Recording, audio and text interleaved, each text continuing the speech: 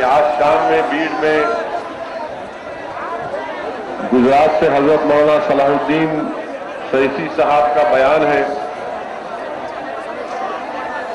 जिला बीड़ में, इसलिए मैं आपसे गुजारिश करूंगा कि आप तमाम लोग उस जलसे में भी शिरकत करिए, मौलाना के बसीरत अफरोज किताब से मुस्तफीद होइए और उलमा इकराम की इज्जत करना, उनका अदब करना हम तमाम का अहम फरीजा है। आज का ये जलसा मुस्लिम रिजर्वेशन की बहाली के लिए, मुतालबे के लिए मुनक्कद किया जा रहा है। या बैठ जाइए भाई, खड़े मत रहिए, बैठिए, प्लीज बैठिए। कि हमको हिंदुस्तान के दस्तूर, कॉन्स्टिट्यूशन आर्टिकल 15 और 16 के तहत हमको रिजर्वेशन मिलना चाहिए और हमारा रिजर्वेशन का मुतालबा जस्टिफाइड है, हक बजानिब है। और हिंदुस्तान का दस्तूर इस बात की इजाजत देता है कि आर्टिकल 15 और 16 के तहत हुकूमत उन लोगों को तहफ़्फ़ुज़ात फराहम कर सकती है जो समाजी और इक़्तिसादी तौर पर पसमानदा है। और सही कहा अभी आपके सामने कि बरसों से महाराष्ट्र के मुसलमानों का मुतालबा रहा कि हमसे इंसाफ किया जाए। आज अगर महाराष्ट्र का मुसलमान महाराष्ट्र के चीफ मिनिस्टर जनाब फडणवीस से इस बात का मुतालबा कर रहा है, डिमांड कर रहा है कि हमको रिजर्वेशन मिले, चीफ मिनिस्टर साहब, हमारा मुतालबा इसलिए है कि हम बैकवर्ड हैं, हम एजुकेशनली और सोशली बैकवर्ड है, हमारा मुतालबा जस्टिफाइड है और हम मजहब की बुनियाद पर मुतालबा नहीं कर रहे, हम अपनी पसमानदगी की बुनियाद पर यह मुतालबा कर रहे हैं। और हमारी पसमानदगी, हमारा बैकवर्डनेस का सबूत क्या है?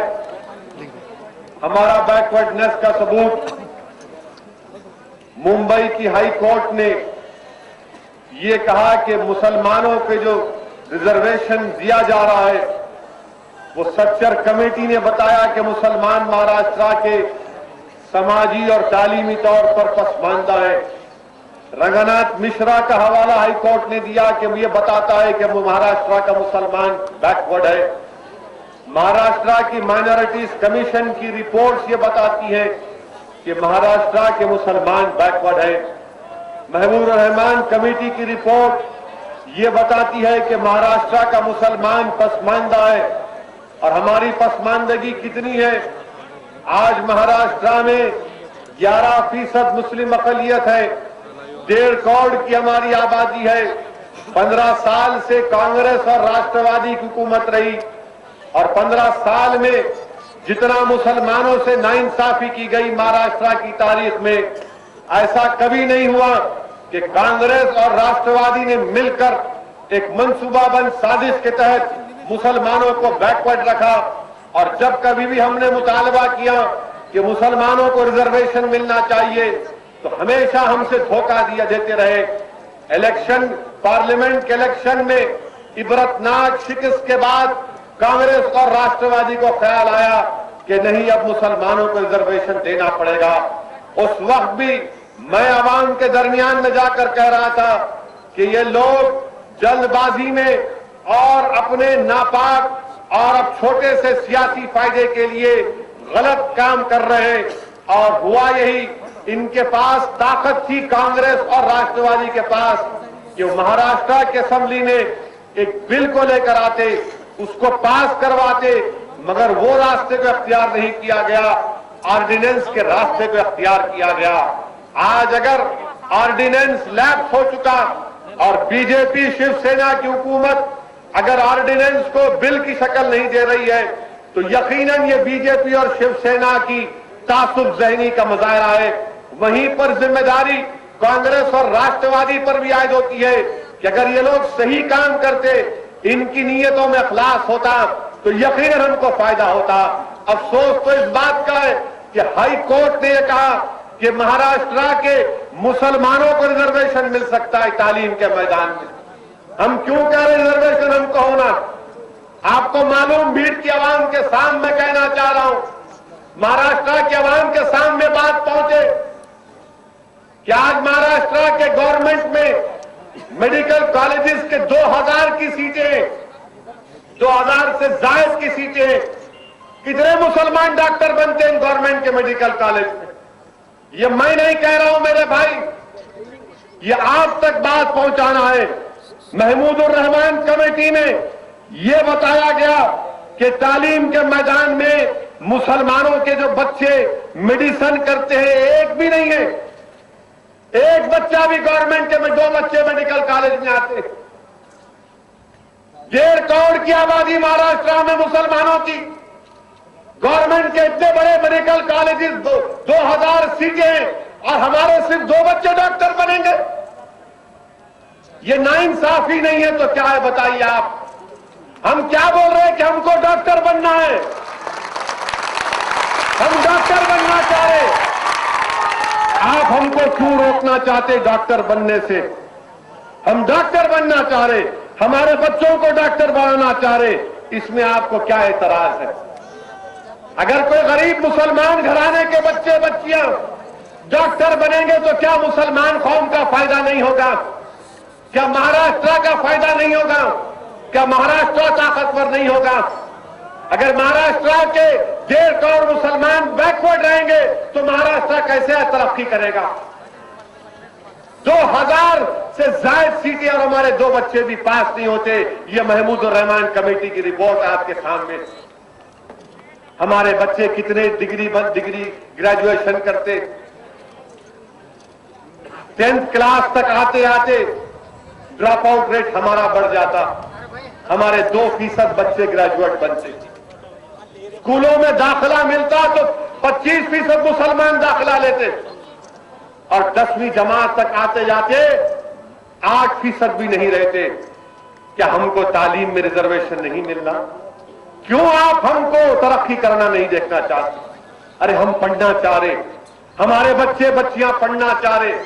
हाई कोर्ट ने कहा कि आप रिजर्वेशन दे सकते मुसलमानों को। मुंबई की हाई कोर्ट ने कहा कि मराठा को रिजर्वेशन पर स्टे रहेगा, तालीम के मैदान में मुसलमानों पर स्टे नहीं होगा। हाई कोर्ट ने कहा कि आप रिजर्वेशन दे सकते मुसलमानों को, और हुकूमत क्या करती है कि नहीं, मराठाओं को रिजर्वेशन देने के लिए बिल लेकर आती। हम मराठाओं के रिजर्वेशन के खिलाफ नहीं, हम 2 मराठाओं को दो, आप 16 नहीं 20 दो उनको, 20 नहीं 25 दो उनको, मगर क्या हमको 5% नहीं दे सकते? हम क्या बोल रहे हैं आपसे? अगर तुम फूल नहीं दे सकते तो फूल की पत्ती तो दे सकते। 5% हम बोल रहे, हमारे बच्चे पढ़ना चाह रहे, डॉक्टर बनना चाह रहे, इंजीनियर बनना चाह रहे, हम सब तरक्की करना चाह रहे, हमारे भी ख्वाब हैं। हम कब तक मंडियों पर तरकारी और फ्रूट बेचते रहेंगे? हम कब तक ड्राइवर का काम करते रहेंगे? हम कब तक हमाली करते रहेंगे? हम कब तक किसकी गुलामी करते रहेंगे? अरे हमको भी ताकत वगैरह बनाना है तो हमको तालीम के मैदान में मौका दो। ये हम मुतालबा कर रहे हैं यहां के चीफ मिनिस्टर से, यहां की गवर्नमेंट से, कि हाई कोर्ट ने आपको इजाजत दी और चीफ मिनिस्टर ये बोलते हैं कि एडवोकेट जनरल से ओपिनियन लिया जा रहा है। मुझे अफसोस होता है मिस्टर चीफ मिनिस्टर, मुझे अफसोस होता है कि आप इस तरह की बात कर रहे हैं। जब हाई कोर्ट ने मुस्लिम रिजर्वेशन के ऊपर स्टे नहीं लगाया, मराठा रिजर्वेशन पर स्टे लगाया, तो आपको उसके ताल्लुक से एडवोकेट जनरल से पूछना था। जिस पर हाई कोर्ट ने स्टे नहीं लगाया, आप उसके ताल्लुक से कह रहे हैं कि हम ओपिनियन लेंगे। मजलिस इत्तेहादुल मुस्लिमीन मुतालबा करती है कि रिजर्वेशन मुसलमानों को मिले।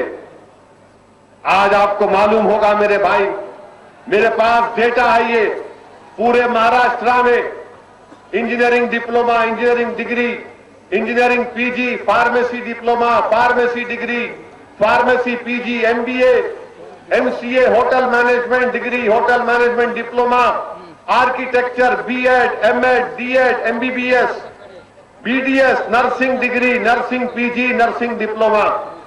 कितने सीट आए मालूम आपने उसके? 6,13,000। 6,13,000 में अगर आप 1,00,000 गवर्नमेंट की सीट निकाल लीजिए, 1,00,000 में 5,000 हमारे बच्चे तालीम याफ्ता बन सकते हैं। कोई फीस देने की जरूरत नहीं है, गवर्नमेंट फीस देगी। क्या आप नहीं चाहते आपके बच्चे पढ़ना? अरे हम पढ़ना चाहते। आप तो हमको बोलते ना कि मैं भड़काऊ भाषण देता हूं, आप हम पे इल्जाम लगाते हो कि मैं भड़काऊ भाषण देता हूं। तो ठीक है, आप मुझे गाली दो, मगर मेरे भाई और बच्चों को, मेरी बहनों को तो पढ़ा लो।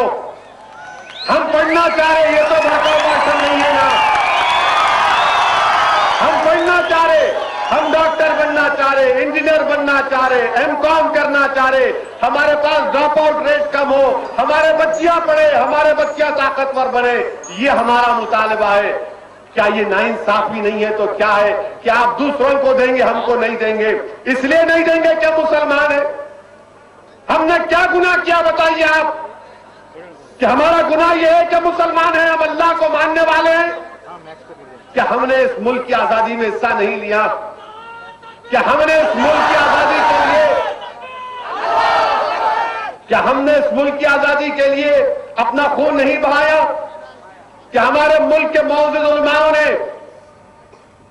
जिहाद का फतवा नहीं दिया? और जब जिहाद का फतवा अंग्रेजों के खिलाफ दिया तो सियाही सुखने से पहले उलमा, हमारे मौजूद उलमा ने अपनी जानों को अंग्रेजों के तोपों के सामने पेश कर दिया। दिल्ली से लेकर मौजूदा पाकिस्तान की रोड तक जितने झेल, झाड़ और पेड़ हैं, उन पर उलमाओं की मौजूद लाशें लटक रही थी। क्या ये हमारा कंट्रीब्यूशन नहीं रहा मुल्क के लिए? जब मुल्क को जरूरत थी खून की तो हमने दिया, जब मुल्क को जरूरत थी लड़ने की तो हम आगे बढ़े। आज जब हम मुतालबा कर रहे हैं कि हमको इंसाफ करो, आप कह रहे हैं कि नहीं करेंगे। ये नाइंसाफी नहीं है तो क्या है? हिंदुस्तान अगर ताकतवर बनना है, मेरा भी ख्वाब है कि हिंदुस्तान ताकतवर बने, मेरा भी ख्वाब है कि हिंदुस्तान दुनिया का सबसे ताकतवर मुल्क बने, मगर ताकतवर खाली जबान से या इशारों से नहीं हो जाता। हिंदुस्तान ताकतवर सिर्फ सबका साथ, सबका विकास जबानी अल्फाज बोलने से नहीं हो सकता। हिंदुस्तान ताकतवर उस वक्त हो सकता है जब हिंदुस्तान के कमजोर तबकात से इंसाफ किया जाएगा, जब हिंदुस्तान में दलितों से इंसाफ किया जाएगा। जब अहमदनगर में 3 दलित के खानदान को मार दिए गए, कौन गए? मंजलिस गई वहां। आज हम कहते हैं कि हम नाइंसाफी के खिलाफ हैं। अगर हम नाइंसाफी के खिलाफ हैं मेरे अजीज दोस्तों, तो याद रखो, मैं आप तक अपनी बात को पहुंचा रहा हूं कि नाइंसाफी किसी पर भी हो, दलित पर हो, बैकवर्ड क्लास पर हो, ईसाई पर हो, सिख पर हो, हम पर हो, उस नाइंसाफी के खिलाफ आवाज उठाना, ये हमारा नाइंसाफी का एहतजाज। हम रिजर्वेशन का मुतालबा कर रहे हैं। बताइए आप, ये महमूदुर रहमान की कमेटी क्या क्या कहती? खून के आंसू होना पड़ेगा हमको। कितने बच्चे हमारे जेलों में महाराष्ट्र के, कौन जवाब देगा इसका? आपको जानकर हैरत होगी कि महाराष्ट्र की जेलों में 28% मुसलमान बच्चे अंडर ट्रायल। कितनों का कन्विक्शन होता? 16% का कन्विक्शन होता।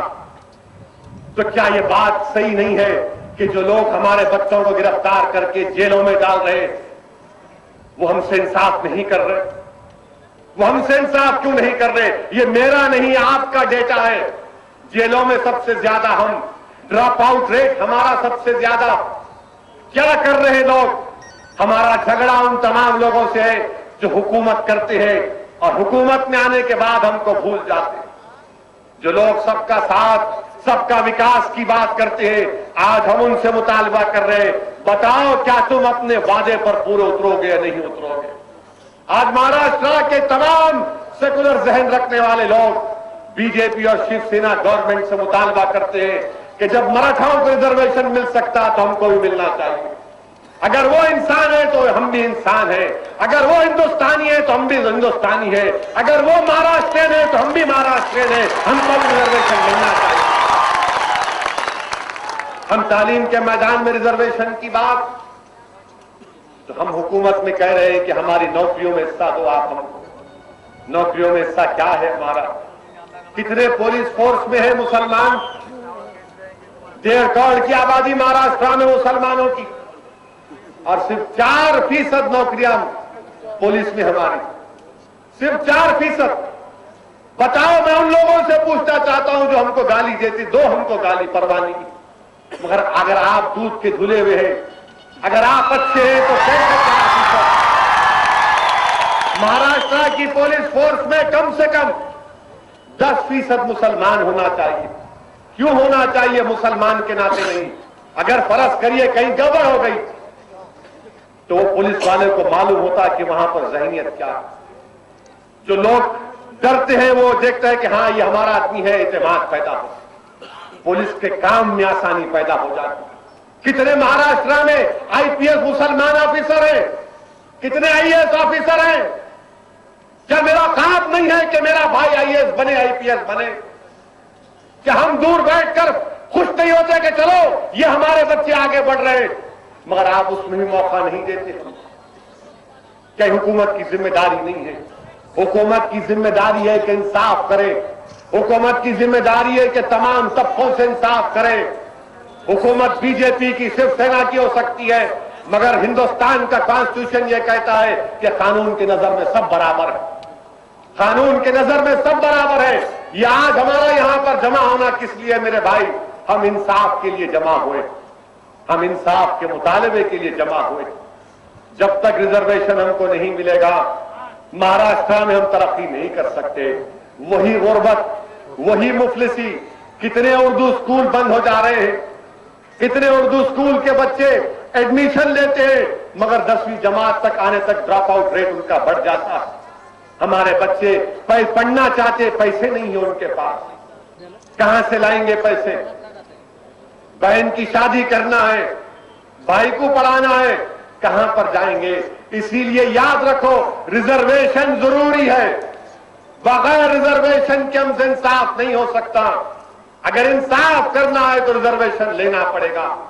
ये जालिम कांग्रेस और राष्ट्रवादी, ये अगर लोग सही काम करते, मगर जल्दबाजी ने और पूरे मुनज्जम साजिश के तहत ये काम किया गया। हाईकोर्ट ने क्या कहा? हाईकोर्ट ने कहा कि नारायण राणे की रिपोर्ट बकवास है। हाईकोर्ट ने कहा कि राणे की रिपोर्ट बकवास है, उसमें कुछ नहीं है। हाईकोर्ट ने कहा मुसलमानों के ताल्लुक से जो रिपोर्ट है, Rahman committee report, Sachar committee report और रंगनाथ मिश्रा कमीशन रिपोर्ट, ये सही है।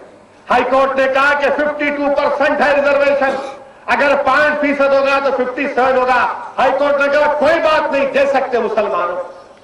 पहली मर्तबा हाईकोर्ट ने कहा कि पसमानदगी की बुनियाद पर एक लंबे अरसे के बाद कि मुसलमानों को रिजर्वेशन मिलना चाहिए। क्यों कर रहे हमसे तासुब? क्यों हमसे नफरत कर रहे हैं? अरे हम अपने बच्चों को पढ़ाना चाहते हैं, हम गुर्बत का खात्मा करना चाहते हैं, हम तुमसे भीख का मुतालबा नहीं कर रहे। इस मुल्क के लिए हमने भी अपना खून पसीना बहाया, इस मुल्क के लिए भी हमने अपनी जानें गंवाई। हिंदुस्तान सिर्फ किसी एक मजहब का नहीं है, हिंदुस्तान हर मजहब के मानने वाले का है। हिंदुस्तान का कोई मजहब नहीं है, ये वाहिद मुल्क है दुनिया में जो तमाम मजाहिब को सेलिब्रेट करता, जो हिंदुइज्म को मानता, बुद्धिज्म को मानता, इस्लाम को मानता, ईसाइयत को मानता। यहां पर हिंदुस्तान में 4600 जाते हैं, 4600 जाते। ये मेरे अल्फाज नहीं है, हमारे मुल्क के वाइस प्रेसिडेंट हामिद अंसारी ने कहा कि हिंदुस्तान में 4600 कम्युनिटीज है। हिंदुस्तान एक होमोजेनियस कंट्री नहीं बन सकता।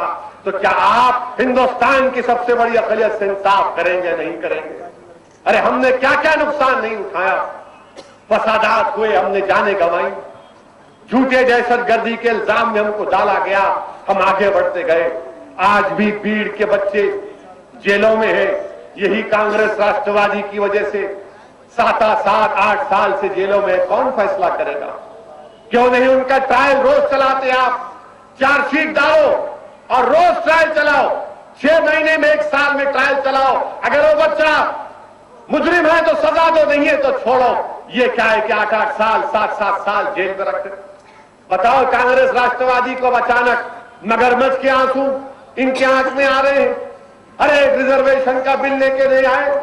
अरे जो करो, ड्रामा करने की कंपनी के मालिक हो। मैं तुमसे पूछना चाह रहा हूं, 15 साल तुम इख्तियार पर थे, क्या किए तुम? 2 साल हो गए धूलिया की फायरिंग होकर। डेढ़ साल से इनकी हुकूमत थी कांग्रेस राष्ट्रवादी की, अब तक एक एक्शन नहीं लिया गया। 6 बच्चे हमारे मारे गए धूलिया में, कौन सा एक्शन लिए कांग्रेस राष्ट्रवादी वाले? औरंगाबाद का बच्चा है आम साल केस में, उनके खानदान वालों से हमारी मुलाकात हुई तो उन बच्चों का एक भाई डॉक्टर है, वो मुझसे कह रहा था कि मैं डॉक्टर से ज्यादा वकील बन चुका हूं कोर्ट के चक्कर काटते काटते। ये हमारा हाल कर दिया आप। मालेगांव का ब्लास्ट किसने किया बताओ, कांग्रेसियों राष्ट्रवादी वालों? क्या मालेगांव का ब्लास्ट मालेगांव के मुसलमान बच्चों ने किया या फिर अभिनव भारत ने किया? अरे किसने भी किया होगा, केस तो चलाओ, जेल जाओ, सजा दो, नहीं खाली सड़ारे। 7-7 साल 8-8 साल, ये 15 साल की इनकी हुकूमत, और जब इख्तियार इनके हाथ से चला गया तो बोल रहे ये लोग कि मजलिस की वजह से हुआ। तो इंशाअल्लाह ताला होता रहेगा। इतना गुरूर तकब्बुर कांग्रेस का, राष्ट्रवादी का, इतना गुरूर। हम 25-24 कैंडिडेट खड़ा किए, 5 उसमें गैर मुस्लिम, जिसमें महाराष्ट्र के बहुत बड़े दलित लीडर गंगाधर गाड़े साहब को खड़ा किए। अभी हमारे भाई दलित भाई तकरीर कर रहे थे, सुना नहीं साहब।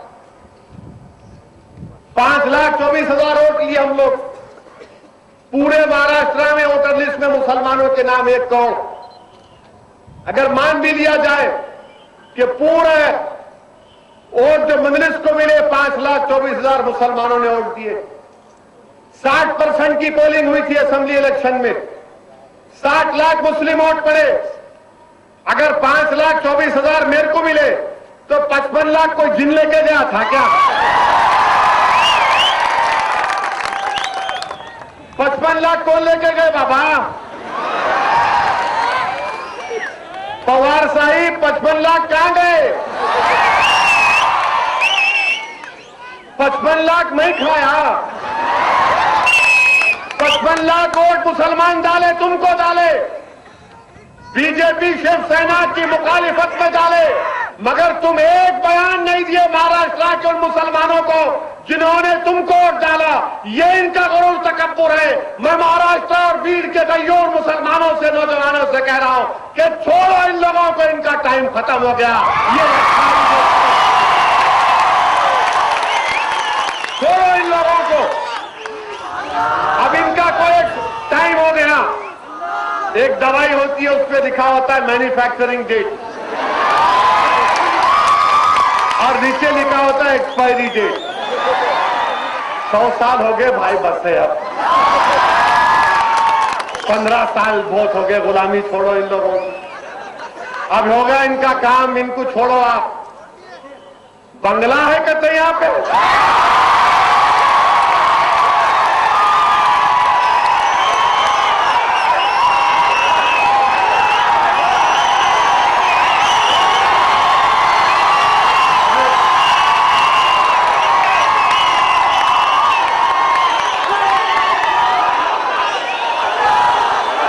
बंगला के नाम पे इतना गड़बड़, तो आप लोगों की जिम्मेदारी है बंगला को भूल बंगला बना देना है। बंगला बनेगी बोलना भूत बंगला, वीरान कर देना उसको इंशाअल्लाह। मैं यहां पर आ रहा था तो मुख्तलिफ लोगों से फोन कराए, मत आइए, बोला क्यों नको? नहीं, हालात अच्छे नहीं है। बोला क्या हालात खराब है? एक साहब फोन करके बोले साहब भीड़ में तो मौसम खराब है, अब मत आइए। बोला हाँ मेरे को अभी मालूम है, बर्फबारी हो रही वहां पे। तो उसने अक्लमंद से बोले आपको कैसा मालूम हुआ? बोला मैं देख रहा हूं सामने से बर्फ गिर रही ना। ये नए नए बातें करके रोकने की कोशिश करे, मगर अल्लाह का शुक्र है भीड़ को आने का मौका मिला। अब इंशाअल्लाह ताला यहाँ पर जमात को मजबूत करेंगे।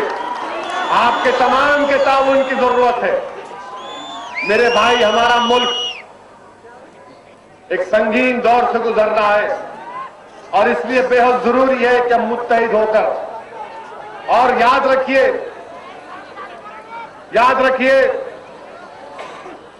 कि जब तक आप मुत्तहिद नहीं होंगे हम अपना काम नहीं कर सकते। ये रिजर्वेशन की लड़ाई आपको हमको मिलकर लड़ने की जरूरत है। रिजर्वेशन हमारे लिए बेहद जरूरी है। रिजर्वेशन के जरिए हमको नौकरियां मिलेंगी, रिजर्वेशन के जरिए हमारे बच्चे पढ़ सकेंगे। अगर हम जरा सी भी कोताही करेंगे तो याद रखिए नुकसान हमारा होगा।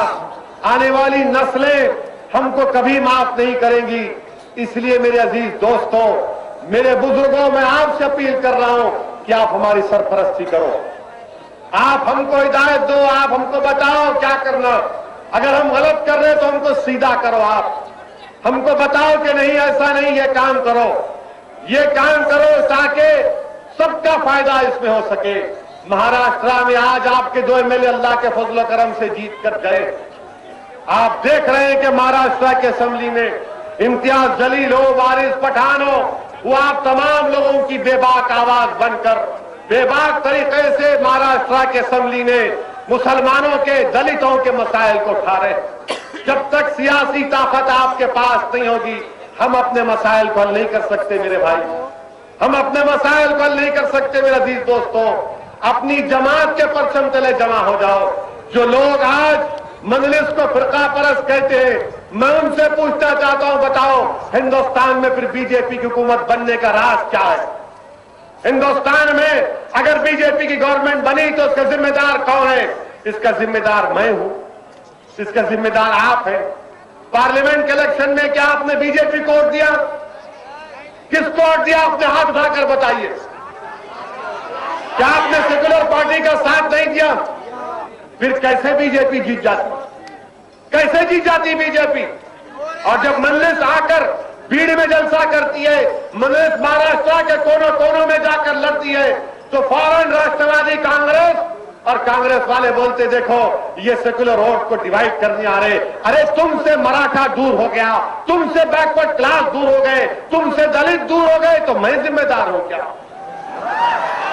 सब तुमको छोड़ के चले गए, मगर हम सेकुलरिज्म के वफादार सिपाही, हम वोट डाले तुमको इसलिए डाले कि सेकुलरिज्म के लिए, मगर तुम्हारे घर वाले तुमको छोड़ के चले गए तो मैं जिम्मेदार। तुम्हारा घर खाली हो गया मगर मैं खड़ा रहा वफादार। मेरे अजीज दोस्तों, अब बहुत हो गई है वफादारी। अब वफादारी अपनी करेंगे, अपने बच्चों के लिए करेंगे, अपने आने वाली नस्ल के लिए करेंगे, अपने बच्चों को ताकतवर बनाने के लिए करेंगे। बहुत हो गया, अब गुलामी हम नहीं कर सकते इन लोगों की, हम गुलामी नहीं कर सकते। यकीनन हम बीजेपी शिवसेना के मुखालिफ थे और मुखालिफ रहेंगे इंशाअल्लाह ताला। इसमें कोई कॉम्प्रोमाइज नहीं होगा।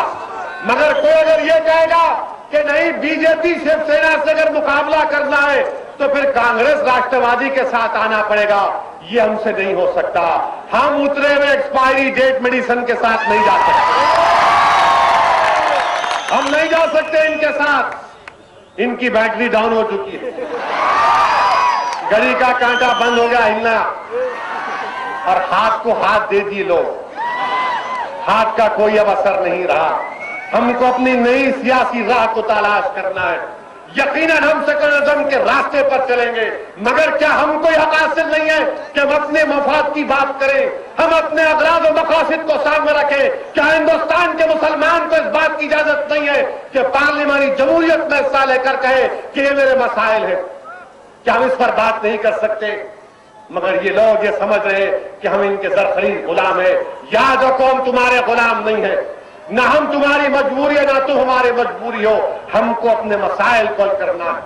15 साल एक लंबा अरसा था कांग्रेस और राष्ट्रवादी के लिए, बहुत कुछ कर सकते थे मगर कुछ नहीं किया। करते क्या थे? एक इफ्तार की पार्टी करते थे, इफ्तार में गए, सर पे टोपी पहन लिया, आ गए, अब बात टोपी की आई तो शिवसेना बीजेपी के साथ है आज तक। क्या कहा था शिवसेना वालों ने? खड़से साहब को कहा था, क्या बोले? तुम क्या हरी टोपी पहन लिए? अरे किसको तुम टोपी पहना रहे हमको नहीं मालूम। तुम दोनों एक दूसरे को टोपी पहना लो मगर हमारी टोपी सलामत रखो।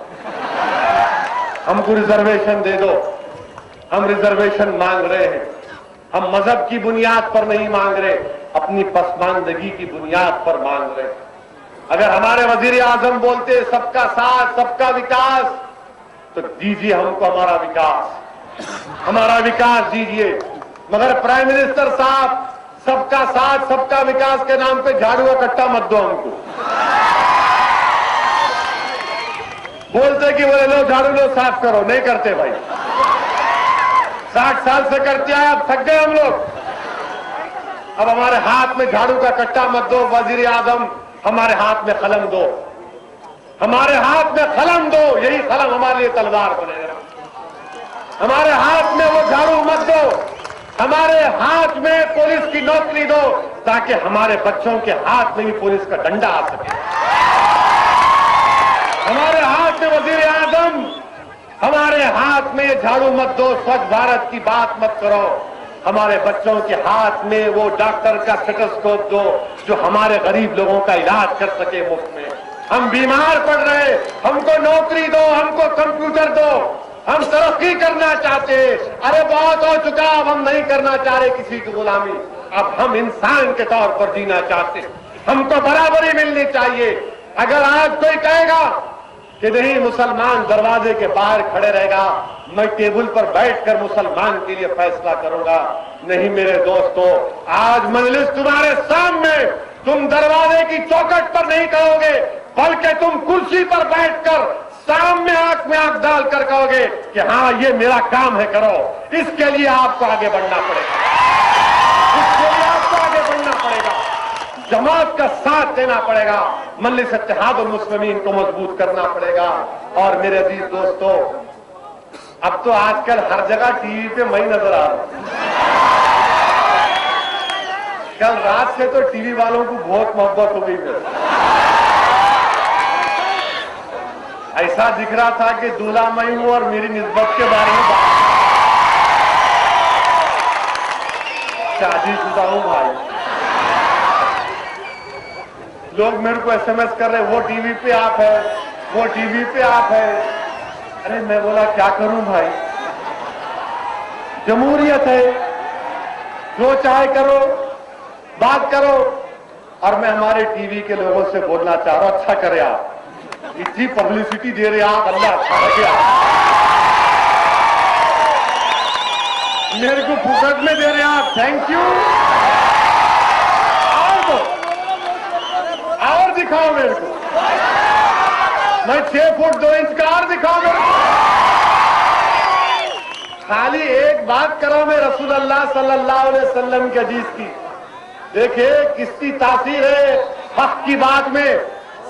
एक कुरान की आयत का जिक्र करे, एक बुखारी की हदीस को बयान करे, तो देखो हक ये होता है कि सारी दुनिया उस पर बात कर रहा है। ये कैसा बोले इन्हों, कैसा बोले, कैसा बोले, कहां से बोले? अरे बोलते बाबा, हमारे मुंह में हमारी जबान है, आपकी जबान है क्या? हिंदुस्तान का कॉन्स्टिट्यूशन, हिंदुस्तान का आइन, दफा 19, दफा 25 मुझे इस बात की पूरी इजाजत देता कि मैं अपने मजहब पे चलूं, अपने मजहब की तालीमात दीगर अपना वतन के सामने रखूं। मैं किसी मजहब का खिलाफ नहीं हूं, ना था ना रहूंगा। मैं हिंदुस्तान को एक मजहबी मुल्क के तौर पर नहीं देखता, हिंदुस्तान को मैं ऐसा मुल्क देखता हूं जहां पर सब मजहब के मानने वाले रहते, जहां पर सबको इजाजत है अपने मजहब पर चलने की। मुझे भी इजाजत, मुझे भी कुरान की आयत को बयान करने का हक हासिल है, मुझे भी रसूलुल्लाह सल्लल्लाहु अलैहि वसल्लम के हदीस को बयान करने का हासिल है, मुझे तमाम को दावत देने का हक हासिल है। आप कबूल करिए या मत करिए, मैं क्या कर सकता हूं? मैं तो सामने हक को बयान कर सकता हूं कि देखो भाई ये हक है, आप कबूल करो या मत करो या रिजेक्ट कर दो आप। मगर आप बोलेंगे नहीं, ऐसा नहीं कर सकते, वैसा नहीं कर सकते। देखो मेरे दोस्त, हमारी तारीख ये है कि अगर कोई ये समझता कि 5 लाख दे दिए तो मैं इस्लाम छोड़ दूंगा, उन्हें पागल है। अगर कोई बोल रहा कि मैं 2021 तक हिंदुस्तान को पूरे हिंदू मुल्क हिंदू कर दूंगा, उन्हें भी पागल है बेचारा। अगर कोई ये बोलेगा कि नहीं, ये मुल्क में मुसलमान ईसाई चोरी का माल है, हम चोरी का माल है, हम चोरी का माल। अरे जब अंग्रेजों के खिलाफ हम लड़ रहे थे तो जब क्या थे? इंसान नहीं थे।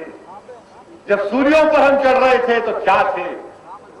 जो लोग आज हमको चोरी का माल बोल रहे हैं, बताओ तुम्हारा क्या कंट्रीब्यूशन रहा हिंदुस्तान की आजादी में? क्या तुमने उन लोगों के खिलाफ लड़ा? क्या तुमने जाने दी? क्या तुम फांसी के तख्ते पर गए? हम गए। हमको मत सिखाओ वतन से वफादारी। वतन से वफादारी हमारे खून में लिखी हुई है। और कोई आके बोल रहे नहीं हम चोरी का माल करते, कहां से लाए बाबा हमारे को? याद रखो, हमारे ईमान पर डाका कोई नहीं डाल सकता। तारीख गवाह है कि सुहैब रूमी रज़ी अल्लाह ताला अन्हु दीन कबूल किए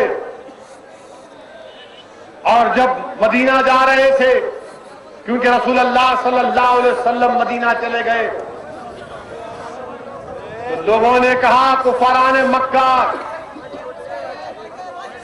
और कुरैश से कहा कि सुहैब, अगर मदीना जाना है तो दौलत छोड़ के जाओ। हज़रत सुहैब ने कहा कि तुम जानते हो कि अगर मैं अपने तीर और कमान को इस्तेमाल करूंगा तो किसी की गर्दन नजर नहीं आएगी, मगर अल्लाह के लिए, उसके रसूल के लिए मैं अपनी दौलत को तुम पे कुर्बान करके जाता हूं, जितना लूटना है लूट लो। हम उन लोगों के जानशीन है मेरे भाई, हम उन लोगों के जानशीन है। अब्दुल्लाह बिन असद रज़ी अल्लाह तआला अन्हु जब वो अपनी बीवी और बच्चे को लेकर जा रहे थे तो कुरैश ने कहा कि बच्ची हमारे कबीले की है, ये बेटा हमारा है, जाना है तो अकेले जाओ। तुमने कहा कि इस दीन पर मेरे बीवी और बेटे को कुर्बान, मैं रसूलुल्लाह सल्लल्लाहु अलैहि वसल्लम की गुलामी को नहीं छोड़ सकता। ये हमारी मिसाल है, हमने दी। और याद रखो, जब दीन किसी के सीने में, उसकी सोच और फिक्र में पैदा हो जाता, ये ऐसा नशा है जो दुनिया की दौलत इस नशे को नहीं निकाल सकती। हम इस नशे पर फख्र करते हैं और जब तक जिंदा रहेंगे जालिमों से मुकाबला करते रहेंगे, या शहीद हो जाएंगे या पंजा आजमाई करते रहेंगे, मगर दीन को छोड़ने का नाम छोड़ो। हम दीन पर चलेंगे, फख्र से चलेंगे इंशाअल्लाह ताला। और 2021 क्या, 2090 तक कुछ होने वाला नहीं। 2090 क्या, सुबह क़यामत तक कुछ होने वाला नहीं है। और जब तक ला इलाहा इल्लल्लाह मोहम्मद रसूलुल्लाह बोलने वाला रहेगा, दुनिया खत्म भी नहीं होगी। हम गारंटी है बाबू, हम गारंटी है। हमको तुम छेड़ेंगे, हम गिरेंगे, आप भी गिरेंगे। तो हम जो है हिफाजत करो हमारी। अच्छा देखो, हमको डराओ मत, ये डरने वाले हम लोग नहीं हैं। 60 साल वोट डरा दिए, अब आज का जो नौजवान है वो बोल रहा बाबू ये डरा मत, मैं भी आंख में आंख डाल के बात कर सकता हूं, मैं भी अपने मुतालबे की बात कर सकता हूं। मेरे अजीज दोस्तों, ये पहली मर्तबा भीड़ को आने का मौका मिला। मैं आपसे वादा कर रहा हूं कि आइंदा यहां पर एक और जलसा होगा, तंजीम को बनाया जाएगा, उस जलसे में मैं नहीं आऊंगा।